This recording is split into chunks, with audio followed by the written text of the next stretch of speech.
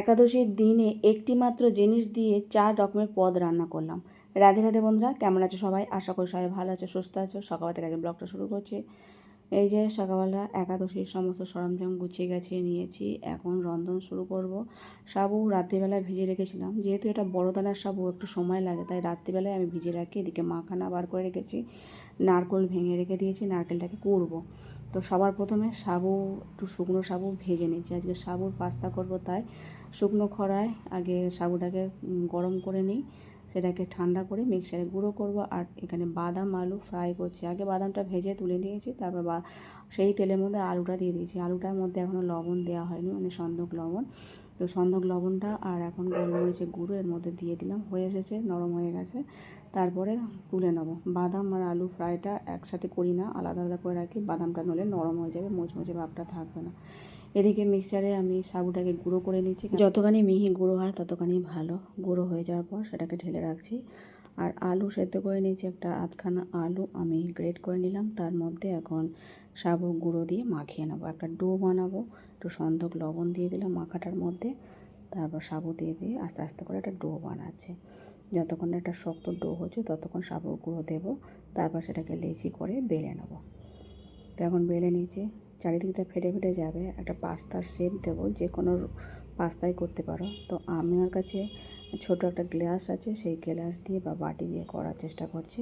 তোমরা নাহলে বোতলের ঢাকনা বা অন্য কিছু বাটি থাকলে সেই দিয়ে ছোট ছোট সাইজ করো। তো ওটা একদমই বড় হয়ে আসছিলো বলে আমি একটা ছোট আবার গ্লাস নিয়েছি, সেই গ্লাসের সাহায্যে আমি ছোট ছোট করে বানিয়ে নিচ্ছি পাস্তা। তোমাদের মনের মতো করে বানিয়ে নিতে পারো, তো আমারটা এরকম সহজ মনে হচ্ছে।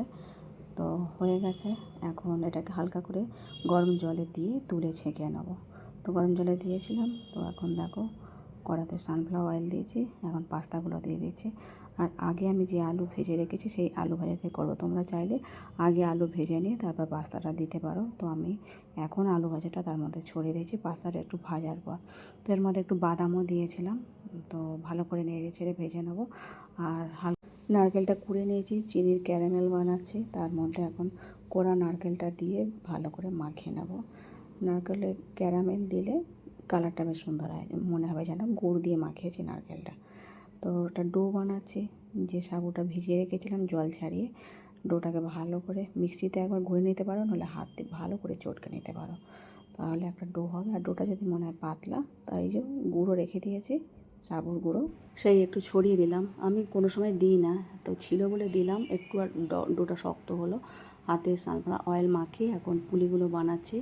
বানিয়ে এর মধ্যে নারকেলের পুর দিয়ে আর বাটিতে রেখে দিয়েছি। ওদিকে দুধ ফুটতে দিয়েছি, তার মধ্যে একটু মাখানা শুকনো কড়াই নেড়ে নিয়েছিলাম, সেটা ঢেলে দিলাম। এখন পুলিগুলো যেটা বানিয়ে রেখেছি সেটাও এর মধ্যে দিয়ে দিলাম। তারপর চিনি দিয়ে নামিয়ে নেবো যখন সেদ্ধ হয়ে যাবে। 5 মিনিট মতো রেখেছিলাম, তো সেদ্ধ হয়ে গেছে। এখন নামিয়ে ঠান্ডা করে নিচ্ছি।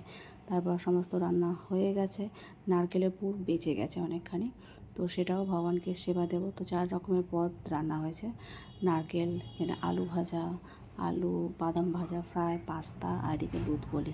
পাস্তার উপরে একটুখানি শশা কুচি দিয়ে দিয়েছিলাম, আম শশা বানিয়ে ভগবানকে সেবা দিয়ে দিয়েছিলাম। তো এখন প্রসাদ পাবো, কিন্তু খুব সুস্বাদু হয়েছিল এই দুধ বলি, তারপর পাস্তা, আর তার সাথে নারকেল ভাজা আর নারকেল মাখা, আর এদিকে আলু বাদাম ফ্রাই।